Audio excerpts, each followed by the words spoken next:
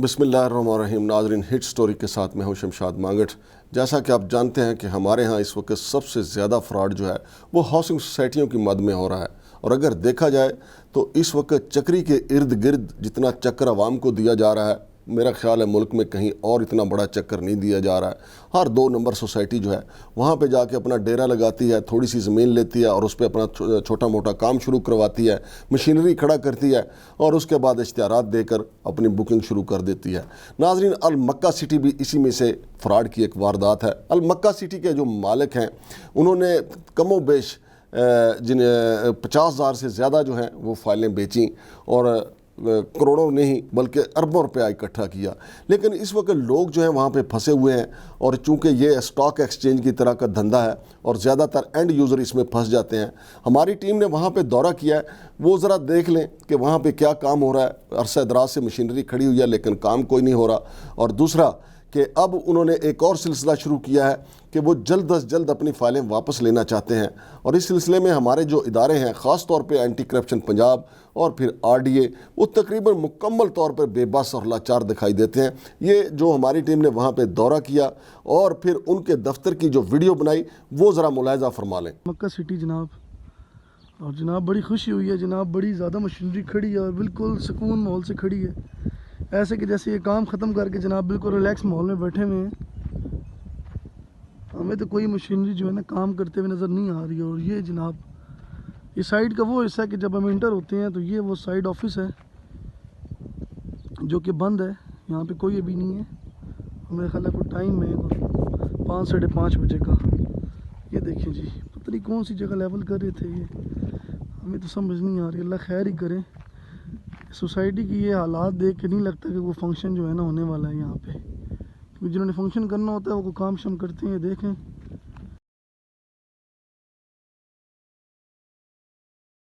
Main अल मक्का city का जो है ना, जैसे आप एंटर होते हैं तो ये जो चीज़ सामने आती है वो ये देख लें।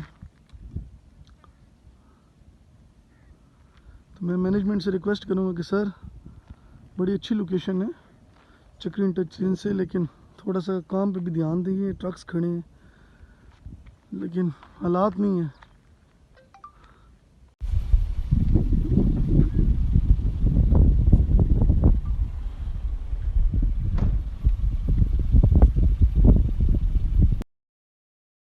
अब हम चल पड़े आगे के, देखिए जी आगे की सिचुएशन अल मक्का सिटी की, तो आपको दिखाते हैं जी साइड। अभी हम आगे निकल आए हैं और मुझे नहीं लगता कि यहाँ पे कोई और गाड़ियाँ भी आती हैं रेगुलर, कि कोई रास्ता जो है ना नहीं बना हुआ प्रॉपर, कि कोई डायरेक्शन समझ आए कि सोसाइटी किस तरफ जाना है किस तरफ नहीं जाना। बड़ी डेवलपमेंट हो रही है ज़ोरों शोर से, हमें तो अभी तक कोई चीज़ ऐसी नज़र नहीं आई कि कोई एक मशीन भी जो है ना काम कर रही हो ग्राउंड रियलिटीज़ पे। मक्का का फंक्शन 2026 में ही होगा, ये विजन 2026 जो है ना।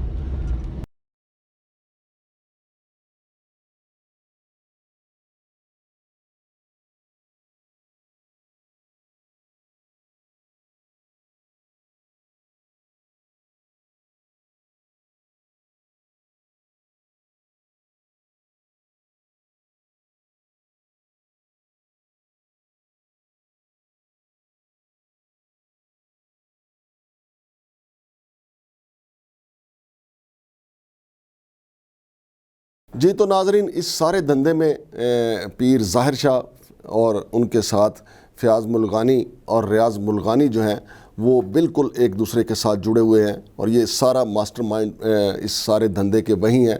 और आपने देखी ये सारा, अगर हमारे पास ये वीडियो है, हमने कई अहम इदारों को भी भेजी है। और जहाँ तक हमारे नैब का मामला है, नैब का भी बिल्कुल पुलिस की तरह कि जब तक क्राइम हो ना जाए उस वक्त तक नैब नहीं पहुंचता। अब ये सारी चीज़ें अवाम के सामने हैं।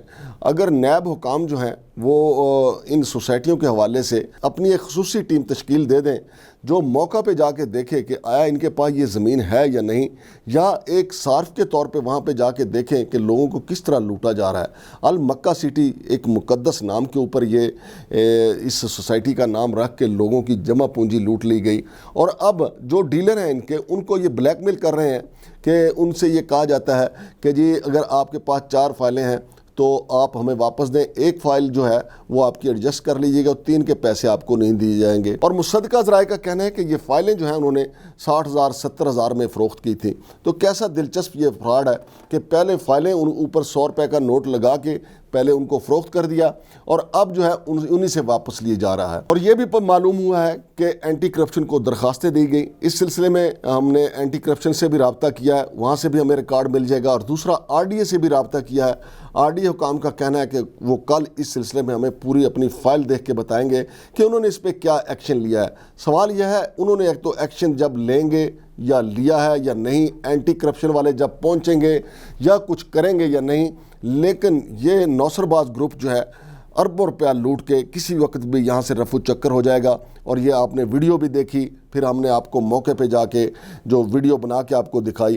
तो अल मक्का सिटी वालों के साथ जो फ्रॉड हुआ है, मैं समझता हूँ इसकी ज़िम्मेदारी जो है वो सीधी सीधी ना सिर्फ RDA पे आएगी बल्कि उसके अलावा एंटी करप्शन वालों पे भी आएगी और नैब भी इसका ज़िम्मेदार है। नैब हमारा वो बबर शेर है जो सिर्फ मुलजमान को, नौसरबाजों को, फ्रॉडियों को सूंघता हुआ उनके घर तक चला जाता है, लेकिन फिर आगे देखता है अगर ताकतवर हो तो वापस आ जाता है, लेकिन अगर कमज़ोर हो तो फिर उनको गीची से पकड़ लेता है। इसी तरह हमारे एंटी करप्शन का शोबा है, वो भी देखते हैं कि अगर कमज़ोर है तो पकड़ लिया, ताकतवर है तो छोड़ दिया।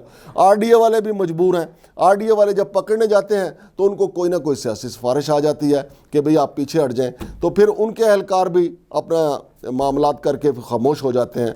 बल्कि RDA का तो ये है कि RDA ने कई हाउसिंग सोसाइटियों के ख़िलाफ़ एक्शन करना चाहा, जवाब में उन सोसाइटियों के गुंडों ने RDA के जो एहलकार थे ना सिर्फ उनको यरगमाल बनाया बल्कि उनको मारा पीटा गया।